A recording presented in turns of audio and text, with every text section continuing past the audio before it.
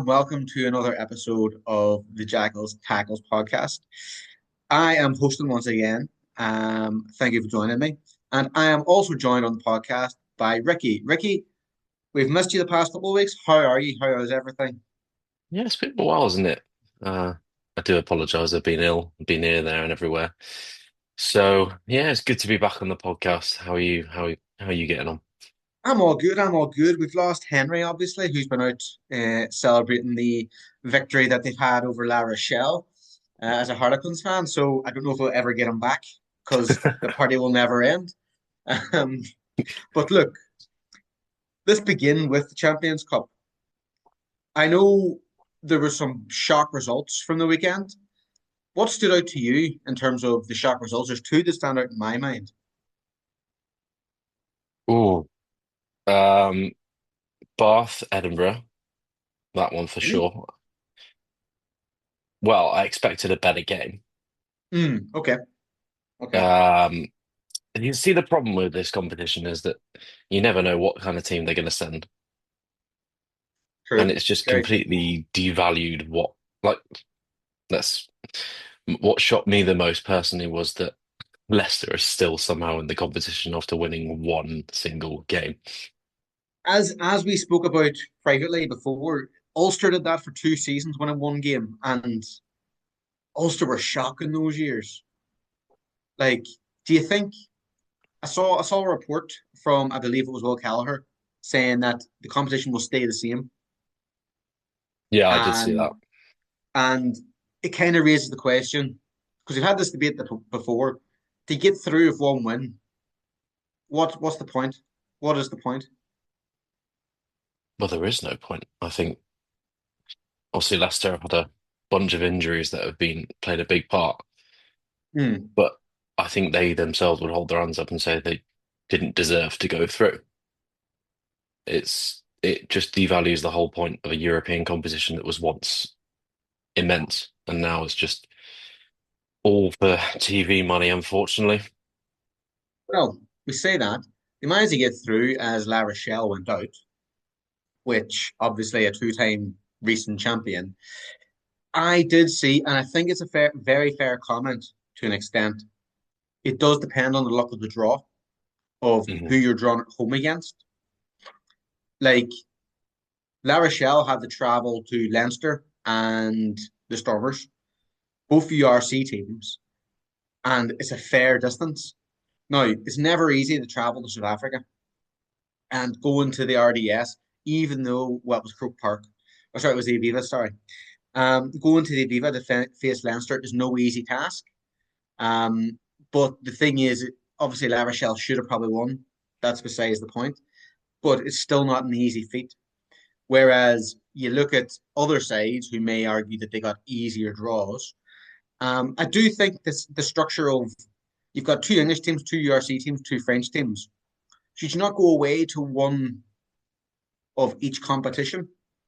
So if you're French, you go away to a URC team and an English team, and then vice versa. I think that makes more structural sense.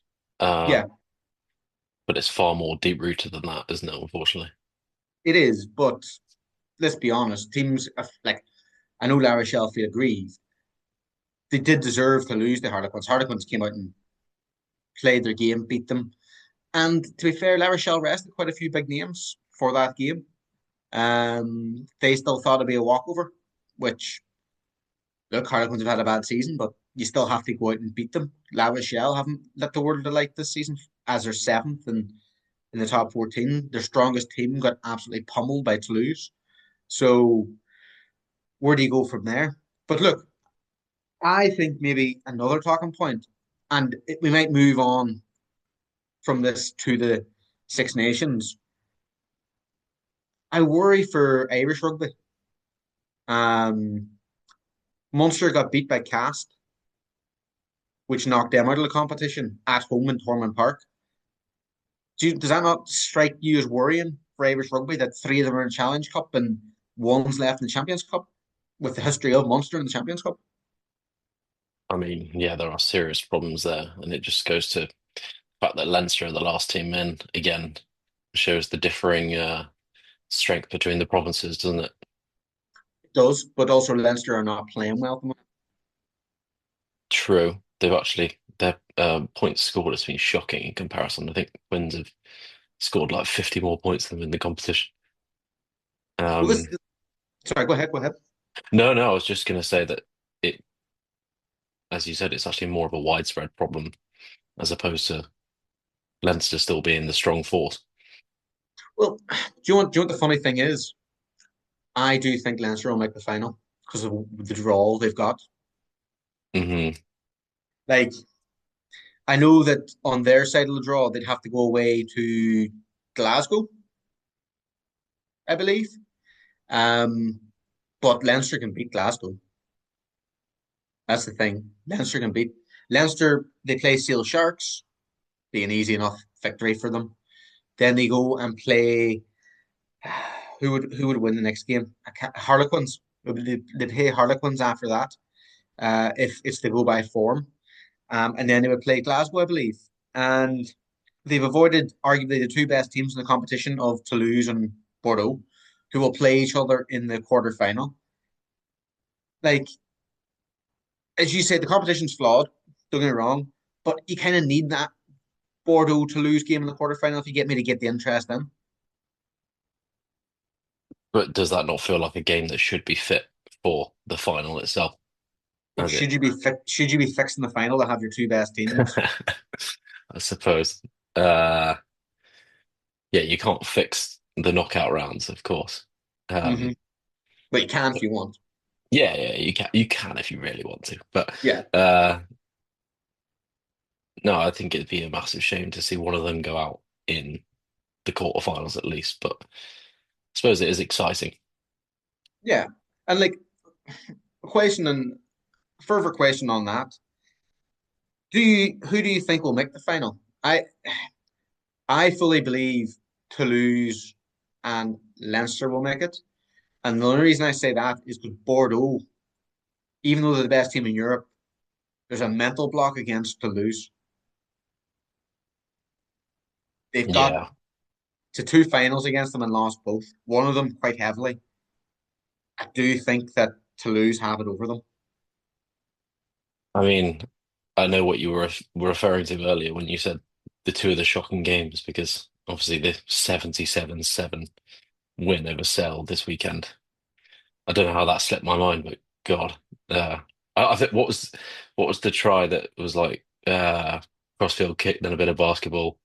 It was utterly ridiculous. Yeah. Oh, man. Sorry, I lost track of my thought. I was going with that. It was Um, it was just pass, pass, pass, and there was not a hand laid on them. It was mental. yeah, And I was at the Sales Sharks press conference, um, and Alex Sanderson, as always, talked about how much he cared about the competition, how much he's going to send a big team, and all this. And I kind of obviously he's a lovely guy, and he can get on very well. But I sat there going like, this isn't true. You're you're you're fully preparing for the Premiership. You're fully preparing for the game after Toulouse. Um, you're not going to send out your best team, and that's no offense to the youngsters that he sent, but they were never going for that game at all. no, well, it's not like Alex Sanderson to lie, is it? Uh, where are those It, 4 or 5 world-class signings coming in? I don't know. I don't know. Legally I have to keep quiet because I don't want to give up my future. Um, but no. Look, he actually talking about that. He did actually mention that in terms of they've got a few deals in the pipeline. But the thing is he's been burnt from making those comments, Mm, which I think we could all have seen coming. Do you know what I mean? Like you don't make those comments because you're always going to get torn apart, and players are going to convince you for that as well for the money. By the way, what do you think of Rafi Quirk leaving? I hope he gets a decent run at another side. Is it In Newcastle? Oh, it is, yeah, isn't it? Oh, that's a good signing for Newcastle, actually. Hmm. Newcastle made a few fairly good moves, haven't they? They have, but my question is Manchester lad would be probably first choice if he was fit. Why Mm, would you that's leave? Why would you leave? And you're I taking don't the think risk there's of one answer leaving. to that. Look, I used to live in Newcastle. It's a lovely city. Is that the answer?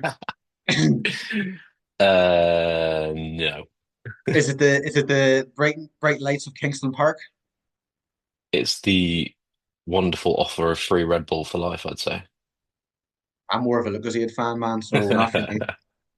But I get your point. Look, I've heard a lot of stuff about Newcastle that way, and don't get me wrong, but but the thing is, for me personally, he's always been in around the England squad. Seal Sharks, apart from this season, have been a playoff team. Like it's a big risk to give up your potential English career and being able to taste victories consistently. Do you know what I mean? Mm, Like thing it's is, not easy losing every week. but how long do you think that'll really go on for? Surely they've got to turn something around next year. Yeah, we've said that for the last 4 years. Yeah, that's true. With the Red Bull backing, who knows? Yeah, but Red Bull backing and financial backing's only there for so long if it's working. Do you know what True. I mean? Like Red Bull back plenty of clubs, but if you look at the kind of current situation of Red Bull Salzburg, they've gone backwards because there hasn't been the success. RB Leipzig, they've always finished second, third, fourth in the German football, Hmm. and they've never won the Bundesliga. And I feel until they do, or until that happens, I don't think the same financial investment will come towards them because there's other teams out there. And you might even look at the Formula One team. The investment when they were going through a tough period, it wasn't the same as what it was now again, or what it was prior to that period where they were kind of troubled. So Mm. look, it's the same with every owner, in my opinion. Finance only works when they care. Like, look, I could be wrong, but Newcastle, the powerhouse financially of the Saudis and the Red Bulls, like what does it come to? I've left that city too early. Yeah, I'd say that you're actually right. That finances obviously only get you so far, don't they? You need a good cohesive coaching structure and then a good pathways route as well. Hmm. Currently, I Well, don't think they have either. where was their captain from? Czech. Was he Newcastle or was he elsewhere? I can't remember. Callum Chick, because obviously he's moved to Northampton. I don't know if he's Northampton Mm. lad moved up or if he's a Newcastle lad that left because of the. But I think they want to buy him back, which would make sense. He So it was. is, yeah, Newcastle, There you born go. in They want to bring. Newcastle. They want to bring back their former captain because that makes absolute sense. To be honest, you need a lad who's captain on the side if you're going to make all these signings to be an actual Newcastle 171, lad. 171 appearances Fair for play. Newcastle over How, how 10. how how many wins? Mm. Yeah, can't see that statistic. Is that because it doesn't exist? Yeah. Anyway, moving on. Shall we move on? And as I say, I was talking about, as I said, about the Munster situation, which is really worrying because I was listening to a lot of Irish journalists talk about how we need to have youngsters come through to refresh the Irish squad, with a lot of them coming from Munster. And I'm sat there going like, but they got eliminated. They're currently not playing that well in the ERC across the Christmas break. Why are we putting these players up when they clearly aren't ready? I feel like Ireland are missing a generation from that generation in 2023 that were arguably good enough to win a World Cup to now, where you've got a under 20s generation coming through that won two Six Nation championships. So there's clearly a 7 year gap that we're waiting to fill. Are we going to have to go through the Scottish years of obscurity? Well, I think we talked about this before, how the cycle of Andy Farrell being in charge, going for it with what he's got in experience in terms of the win now mentality. Hmm. And then obviously he went to the Lions, and that just all any production of youth coming through became an afterthought. Yeah. And then now you're in a situation where I don't know if that necessarily reflects on the provinces, but it's going to be I think it could be a long wait.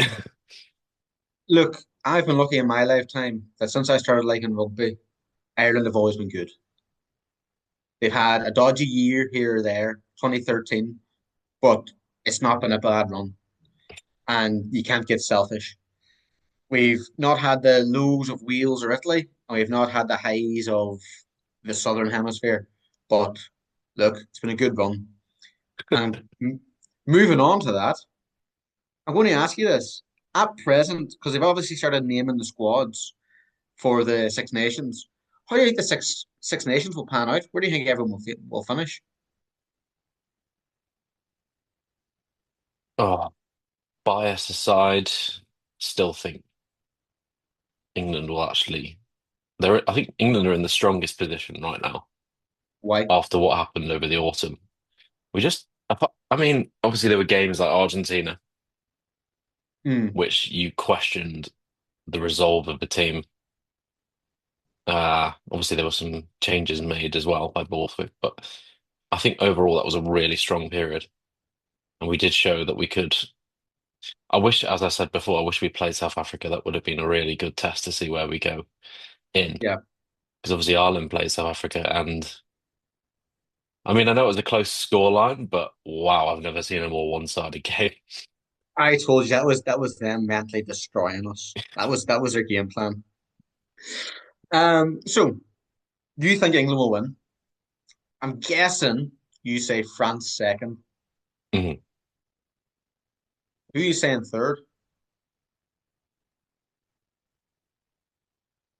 I still think Ireland. Really? Why? I just don't think the other three. Obviously, we're picking Wales bottom, aren't we? Yeah, There's very just much no so. way around that, and we'll get onto that later, I'm sure. Yeah. I'd like to potentially see Italy in third, but I've seen the Scotland squad, and I've seen a lot of angry Scottish fans going, "Why have we not?" They've gone with experience, which I Mhm. understand to a certain extent, Yeah. but then they're not looking at the World Cup in a proper way, are they?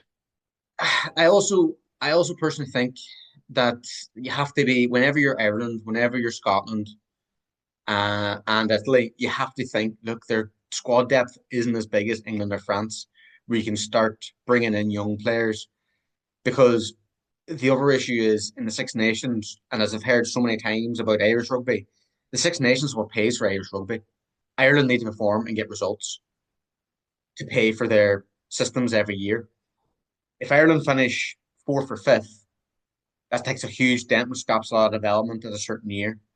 And don't get me wrong, Scotland have got used to finishing fourth, fifth, sixth. I can't remember the last time they finished third.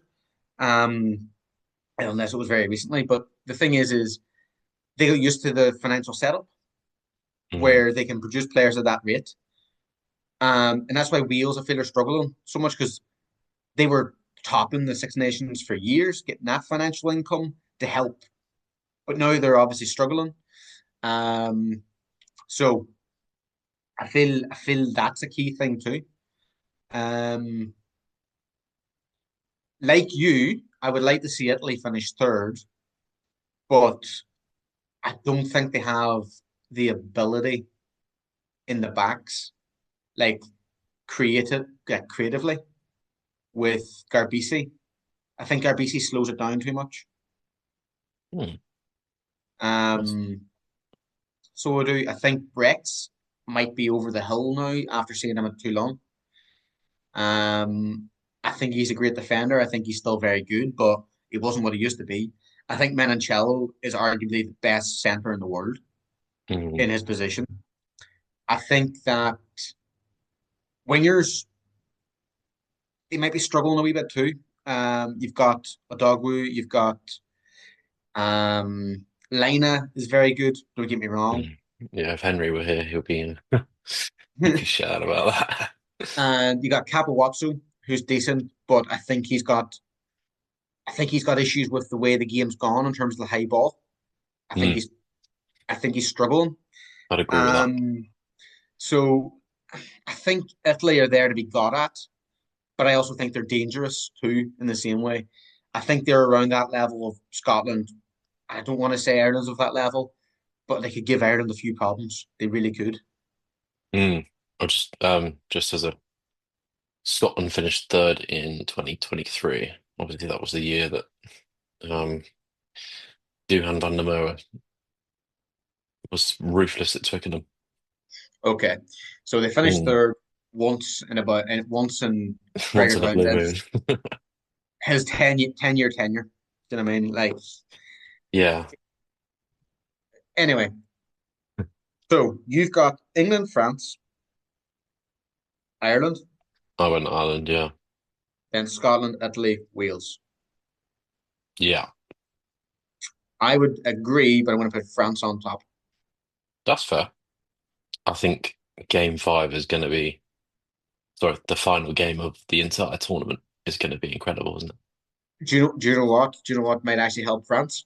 Is the fact that Ireland always start fast and slow down in Six Nations, and they play France first, who always come in undercooked. Mm. So I think that will be a big game. And it's not to say Ireland are good enough to beat them. It's the fact that it's just the way it works. Do you know what I mean?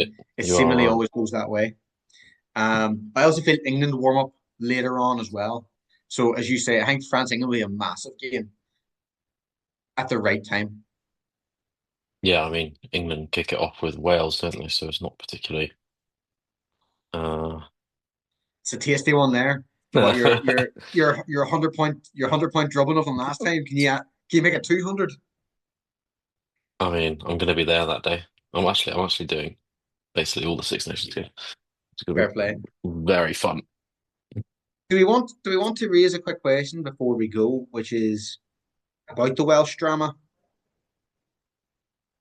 Sure. and the issues with the Ospreys and what you're thinking with that whole business venture and everything that's going on? Well, I think all you need to do is judge the reaction online Mm, from actual fans yeah. that tells you everything is so wrong with that decision. Mm, And I think there's nine Ospreys players in the Wales squad, yeah. and I think they all came out and said they've all been left in the dark by the ownership and stuff like that about taking over Cardiff. It's we all say, "Oh, we don't know what to do." It's definitely not that. Yeah. Yeah. I don't. This is the thing. It's such historic and traditional thing in Wales, the sport and all that. As much as I wasn't a fan because they were rivals growing up, it's tragic to see because you never want to see this happen to anyone. You wouldn't want to see it happen to your place, so you don't want to see it happen to them. Um, but look, a question has to be made though, and I was saying this to you at the start. They'll probably finish bottom. Should they be relegated? It, de- Sam Warburton thought yeah, Italy should have been relegated, but he hasn't said a word about Wales. yeah, not peeping up much now, is he? Well, if they okay, let's say they five losses, Yeah. that's a definite case for them to be relegated, isn't it? Is it relegated or relegation playoff? Oh, I prefer. I think I prefer a relegation playoff that way. Okay. It's. Okay. I wish that was in place for like the Prem and the Champ, because good God, that league needs another team up there, at least two. Uh, I I've seen the reports about the franchise system and I hate it. Mm, It goes against everything that is good about Irish, British, French leagues, European mm. leagues. It goes against everything I have and everything I believe in regarding that franchise. But for England, for the English teams that are in the Premiership, it makes sense because it gives them more money, more security, whatever. But then you look at the teams that it would be like Coventry, Yorkshire, um, sorry, York, and I don't Bedford, know, Bedford, Ealing. Do you know what I mean? Ealing They're have a struggling fan base, but yeah, I understand. Oh well, Doncaster then as well, but Yeah, yeah, yeah. they're never going to get they're never going to get to play Premiership rugby ever again if that was I the think case. it's utter rubbish, isn't it, really? I mean, they've already kept those championship sides out of the Prem Rugby Cup. What is it called? The Prem? What do they call it now? The Prem Cup. Prem Cup. Prem Cup, that's it, yeah. Keeping the championship teams out of that. Hmm. How much further do you want to ring fence this utter bullshit, basically? The other thing is, in my opinion, how many players from the Premiership have been loaned down to Championship sides to other sides to develop the rugby? You can't do that anymore in about 5 years whenever the standard of the Championship drops drastically because there's no one wanting to push to reach or promote themselves in that way. Like, look, I hate the whole thing because it's about the main thing for promotion and relegations is the size of the stadium. Yeah. Who cares how many fans you have? Do you know what I mean? Bristol don't sell out. It's empty half the time. Do you know what I mean? Like, what does that matter? The fans will go. The fans will go if it's a good product, if it's a good thing. And look, I'm pretty sure you get the average fan coming out from Doncaster or Leeds or wherever, or Coventry, who'd be like, oh, I really do like rugby. I remember my first game I went to in Sale Sharks. I sat down, kind of bushy eyed and bright tailed. And the whole thing was I asked the pair, an old pair behind me, I was like, oh, where you come from? Thinking they'd say somewhere in Manchester. They're like, oh, we're from Leeds. I was like, why are you from Leeds? I went, oh, it's the only northern team close enough for us to support. I was like, that's clearly the issue. It's clearly an issue straight away. Yeah, I mean, it's like rugby league and rugby union have the polar opposite problems of union unable to grow it up north and league really struggling to grow it down south. But you know one thing that has happened? The London Broncos got taken over by Aussies Right. who bloody love rugby league Hmm. and like former NRL Prem winner. And I think there was 4,500 down at their they're in the championship, by the way, because of the Yeah. if I get started into that, it's a whole load of thing. But um they're in the championship and they got 4.5K Yeah. on their like it's their big rebranding day. But that's really impressive for 100%. rugby 100%. league in London. It's whenever I was talking to Ford of Oldham, that's what he's looking to Mm. build at Oldham. It's tough. Oldham, it's tough because the football team don't get a lot of supporters. They don't get a lot of supporters. You need to build up the leagues. So it's not, look, getting fans out to anything isn't easy. You look at football these days, it's too expensive. You look at rugby, it's expensive for the product they're getting sometimes. I mean, I was Yeah. just going to raise how expensive I'm going to Murrayfield for Scotland, England. Guess how much the ticket was? I want to say £120.